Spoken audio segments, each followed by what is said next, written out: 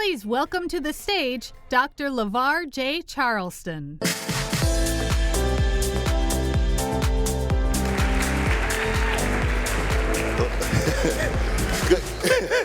Good morning. I'm listening to that music. I feel like a award show or a talk show or something. I'm super excited to be here. Good morning, everyone. That was a little dry. Let's try one more time. Good morning, beautiful people. That is so much better. I am super happy to be here and to welcome you to the 2024 Diversity Forum hosted by the University of Wisconsin-Madison's Division of Diversity, Equity, and Educational Achievement, most affectionately known as the DDEEA. Let's give it. It's a good division. I'm LaVar Charleston. I'm the Vice Chancellor for Inclusive Excellence, and I also serve as the Director of the DDEEA, and it's an honor to welcome you today, whether you're joining us in person in this room that is full of smiling faces and beautiful faces and community, or you are virtual joining us from where you are, from near and far. So I want to take a quick moment to take an inventory of who's in the room. If you are a current member of UW-Madison, a faculty, staff, or a student, make some noise.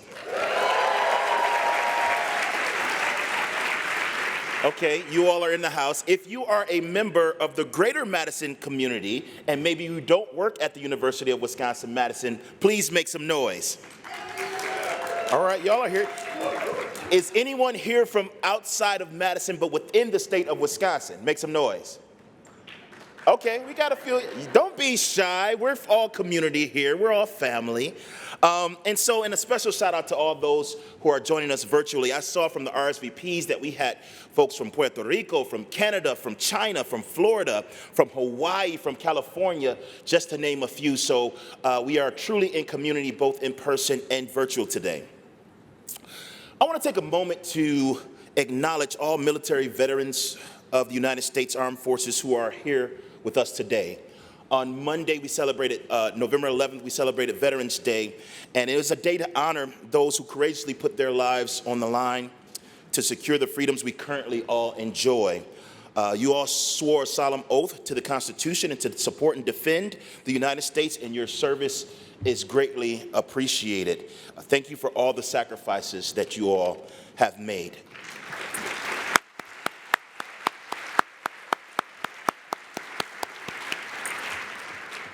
I also really and truly value the presence of everyone here today. I'd wager we're all here because the principles of inclusive excellence, pluralism, and belonging are important to all of us. And you being here tells me that you're open to learning, open to growing, and progressing forward together. So thank you all for being here. This year's Diversity Forum theme is Threads of Belonging, navigating differences and building community. This theme underscores the importance of bringing our full selves to the collective while engaging with diversity and difference to gain new perspectives and to facilitate growth, which often occurs at the edge of our comfort zone. In this current climate, where divisions are more pronounced than ever, we must engage across difference, whether they are political, cultural, geographical, religious, or racial, to facilitate important innovations that move our society forward. This year's Diversity Forum provides a great opportunity for attendees to lean into pluralism and embrace dialogue that spans a spectrum of views. For when we embrace a plurality of data-informed ideas, we uncover solutions to address the world's most challenging problems. To be sure, this year and for the past few years, we've faced some headwinds that have been challenging. But in the face of these challenges, we are leaning into our values and widening our focus on inclusion, belonging, and flourishing. Indeed. Our commitment to inclusive excellence means that we value diverse backgrounds, experiences, and perspectives, integrating a variety of viewpoints into decision-making to achieve organizational excellence and to maximize success. I ask that we support one another and offer each other a little more grace as we engage our differences, knowing that we are yet one community with one shared humanity. In the next 2 days, together, we'll be exploring the complexities of various identities, innovative ways to foster dialogue, and learning from viewpoints that may differ from our own. Our goal is to acquire practical tools for creating inclusive environments. Part of how we do this will be to hear inspiring stories from speakers who have overcome challenges to drive positive change. So I have some asks of you over the next couple days. I ask that you bring your whole self to this space, both to contribute and to gain new perspective. And when these different thoughts and ideas are different than your own, I hope you approach them with curiosity, with compassion, with empathy, and with critical thinking. I ask that you step out of your comfort zone. We know growth happens at the edge of your comfort zone, and that's where the magic happens, right? Can it be uncomfortable? Certainly. But embracing differences tends to foster innovation and create a stronger and more inclusive community. And that's why we are here. And as we engage in discussions on a wide range of topics, please be aware also that we are live streaming some sessions. And comments and opinions shared during some sessions could be included in news coverage of the event. Some of us are very, very passionate people. We just thought we'd let you know. The division that is hosting this event is one that I'm very super proud to lead. The DDEA serves as a central resource for our campus community. We operationalize what we refer to as the 4 C's. We serve as conveners, catalysts, consultants, and community builders. As conveners, think of us as a magnet that helps to pull people together, fostering collaborations and strategic partnerships. Our goal is to unite individuals and organizations to work together toward the relentless pursuit of inclusive excellence. As catalysts, we actively nurture a culture of innovation, championing groundbreaking approaches and highlighting promising practices with the aim of sparking positive change across our campus and beyond. As consultants, we serve as a central access point to resources related to belonging and flourishing, and we're here to help empower our campus community with data and insights that facilitate equitable and inclusive working and learning environments. Finally, the heart of our work, community building. We strive to create spaces and opportunities for meaningful community engagement, much like the space we are gathered in here today. This year, the DDEA is also celebrating its 15-year anniversary.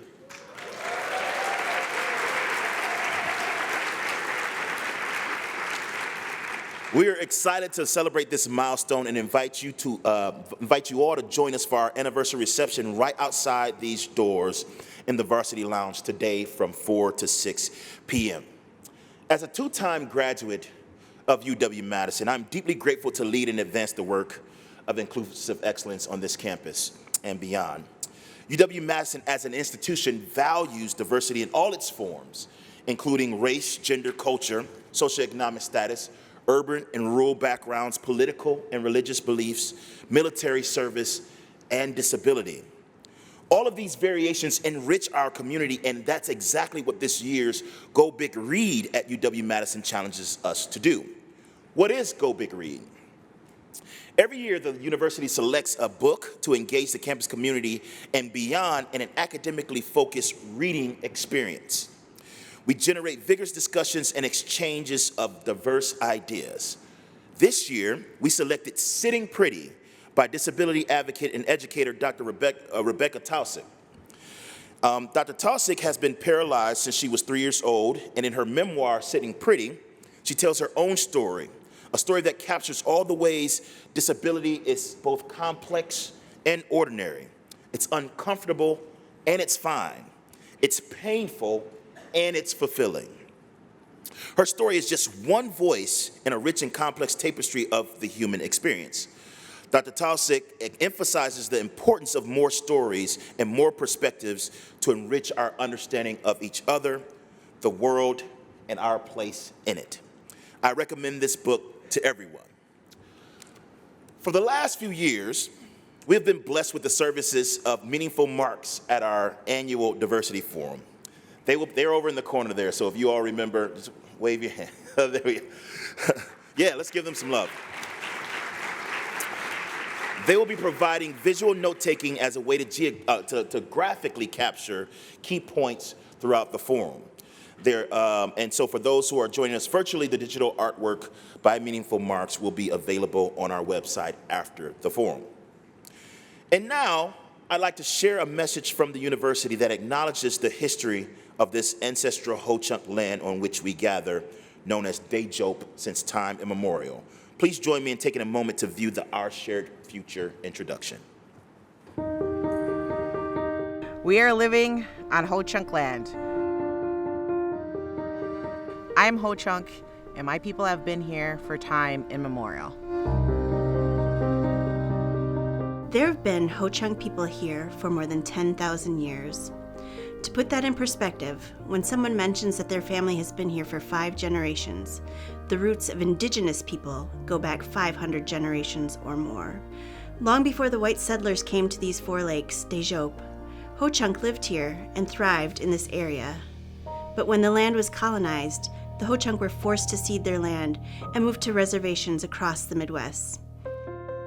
To acknowledge this history and attempt to build relations with the Ho-Chunk and the 11 other Native nations of Wisconsin, Our Shared Future was born in 2019. This used to be the central hub of Ho-Chunk land. My name is Molly Paulette, and I am a member of the Ho-Chunk Nation. The land that we're on is extremely familiar to me. When I was growing up, it was a place that we'd visit. We'd always come through Madison. My mom would tell us stories about Madison. And then some of my older relatives who lived in the area would often explain the area to me and the lakes, the things that once were around the lakes and the activities that used to take place here, and then show us the mounds that still existed. Their existence is still a major achievement for indigenous people in the Midwest area. I think to the Ho-Chunk people, they're always going to be important and sacred. As part of the 175th anniversary celebration, the university wanted to raise awareness in the campus community about the true history of this land.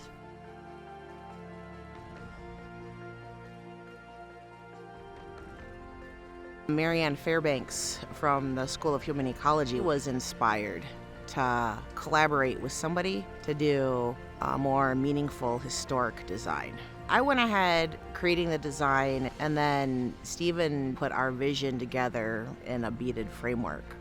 If you look at the design up close, it's like 160,000 beads. The design is actually the bottom panel of a bandolero bag. It has the shape of a messenger bag, kind of like a side bag that would be at your hip, and the strap would go over one of your shoulders. The 4 squares represent the 4 lakes of Dejop. That's what Ho-Chunks call this area, is the 4 lake area. And I wanted a Thunderbird in there because that's the chief's clan. We're often walking along the lake shore to the Union, into the dorms, into our classes. So I wanted to make sure that there was flowers in there. The hills are kind of like the jagged edges and how that kind of goes on the triangles and what that kind of looks like in the area. The animal symbols represent the 12 clans of the Ho-Chunk Nation.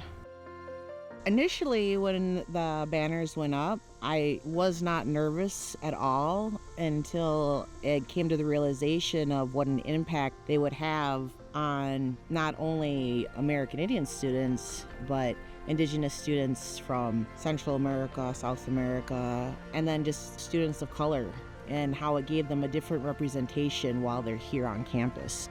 I've been told that it kind of even welcomed them more to campus and made them feel more like this is definitely something that they can call home to.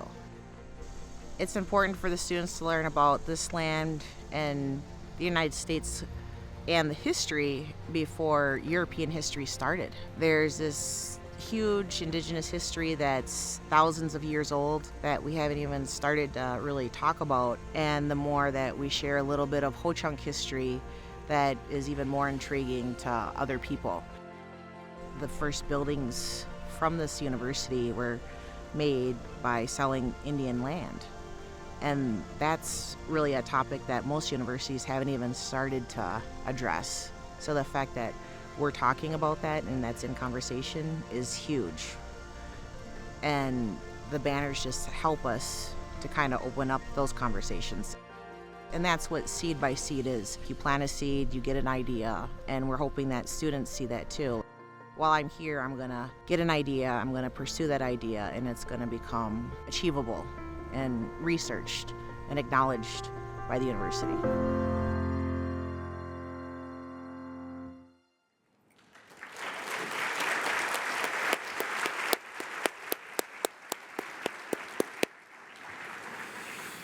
As November marks the national celebration of Native American Heritage Month, please take a moment to remember the many legacies of displacement, migration, violence, and settlement that brings us here today.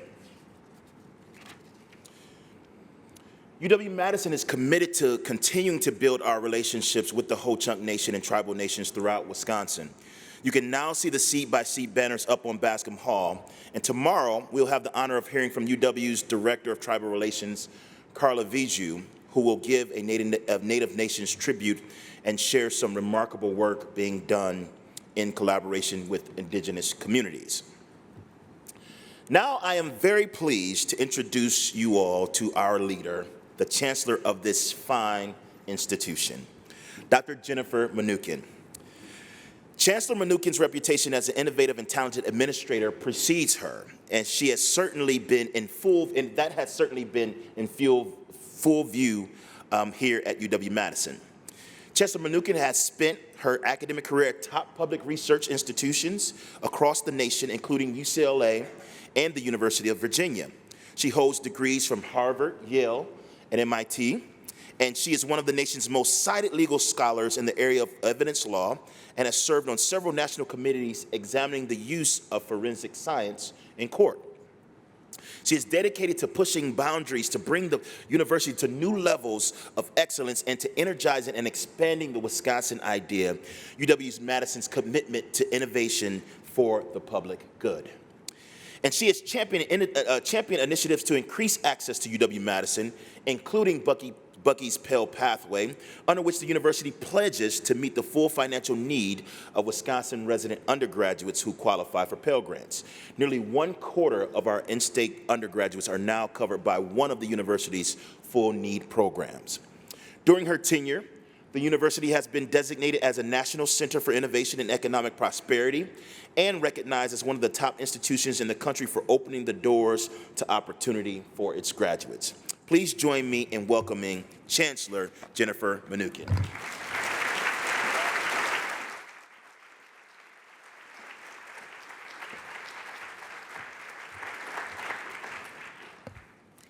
Thank you so much, Dr. Charleston, and good morning, everyone. Good morning. All right, that was good. We're going to still keep warming up, though. Good morning, everyone. Good morning. Now I feel good about this morning, and I'm really happy to welcome you to the 2024 Diversity Forum. I'd also like us to give a round of applause for the leadership of our Vice Chancellor for Inclusive Excellence, LaVar Charleston.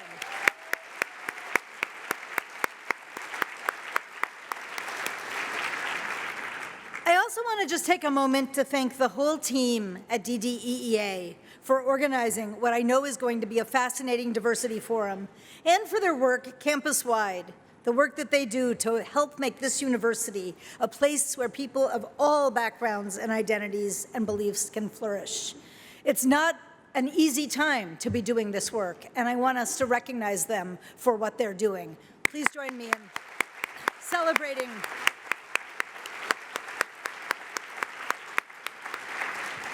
Thank you, too, for bringing us the amazing Dr. Steve Robbins, who I'll have the pleasure to introduce in just a couple of minutes. Dr. Robbins' insights into leadership and the power of caring are, I think, very timely, and I'm really happy he's able to join us today. Before I introduce him, I want to share just a few brief thoughts with you. The theme of this conference, Threads of Belonging, invites us to think about the many threads that weave together to create inclusive and pluralistic excellence. Those threads include things like race and people of color, first-generation students, military veterans, people from different sexual orientations and gender identities, political viewpoints, religious perspectives, people from big cities and small towns, people from all across the globe, just to name a few.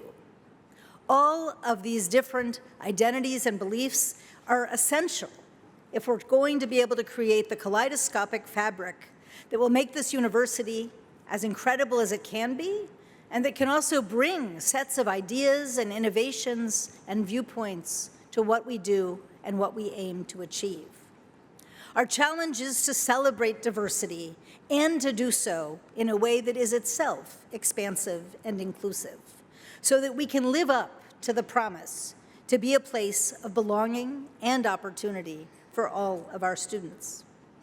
Now, this is the time of year when we choose the student speaker for our December commencement. And I'm not involved in the judging for that, but I love to hear and learn about some of the things that our students are writing about when they're putting themselves out to potentially be the commencement speaker. This year, one of the entries came from a student from Kenya named Caleb. Caleb's a King Morgridge Scholar. These are amazing student leaders who come from countries outside of the United States, and specifically from Africa, Latin America, Southeast Asia, and the Caribbean, who have a commitment to working to alleviate poverty and bringing leadership back to their home countries. And they receive full scholarships to come to UW-Madison to both increase their opportunities, and inevitably, they also enrich our campus while they're here. He wrote this: "Growing up, the thought of studying at a prestigious university abroad was a distant dream, but I held on to it. I never imagined I'd see my first Broadway show in Madison, intern on Wall Street, or even try ballroom dancing, or jump into frozen Lake Mendota. Each experience has shaped who I am, and UW-Madison taught me that dreaming big isn't just about achieving one goal, but discovering the possibilities along the way." I loved that part especially, the point that we're not just trying to get to an end, but it is about the journey, the discoveries we make along the way. And in just 4 short weeks, Caleb, a student from half a world away, will become the first member of his family to earn a college degree. Bringing together students like Caleb with students that may have grown up half a mile from here and everything in between, that is all part of the great tapestry, our great tapestry of this university. We aim to give students opportunities and experiences and knowledge to guide them on their path. And they, our students from so many backgrounds, so many identities, perspectives, beliefs, can give us a campus that is richer for that diversity and for their presence here. To help them pursue their dreams and prepare them to do well by doing good, and prepare them to discover the possibilities along the way, as Caleb put it. That's why we're here, and what a privilege it is. Now, I recognize that this has been a year of challenge and change, and that can be hard. That can be unsettling. We are living through complex times. There is no doubt about that. But it's also worth naming that it's a year when we are making progress toward building a stronger and more inclusive community. And one example of that, and I hope many of you are aware of this work, is the very thoughtful work of the ad hoc study group on the Black community experience on the UW-Madison campus. I charged this group with looking at the Black experience here at UW-Madison and recommending steps we might be able to take to improve it. This ad hoc group came about in part out of a very painful incident, the racist video that was posted online in 2023. And it also came about because of longstanding concerns voiced by many of our Black students, faculty, and staff. And I want to thank the Black Power Coalition and other student leaders who were strong advocates in that moment and helped to generate this study. My biggest thanks goes to the 15 faculty, staff, students, and community members who served on the study group, including the 2 nationally recognized leaders who led this effort, Dr. Angela Byers-Winston, a professor in our Department of Medicine, and the Reverend Dr. Alex G., a proud alum of UW-Madison and impressive educator and community leader. I'm very grateful to this work for its important work. I hope that the final report would offer a blend of concrete suggestions and potentially big picture, transformative ideas.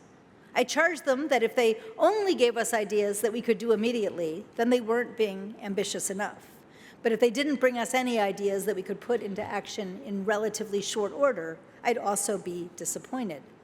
I think they achieved that. I hope you'll take a look at the report if you haven't already. You can read it online. And now we need to make sure it doesn't just sit there, that it doesn't go onto some shelf.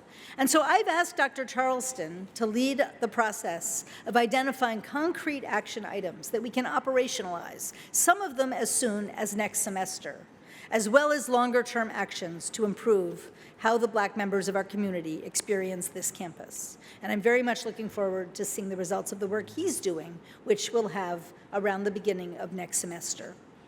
I share this not because there are easy answers, but to sort of illustrate one example of how out of great difficulty and painful things, we can work to create community and concrete ideas to help us move forward.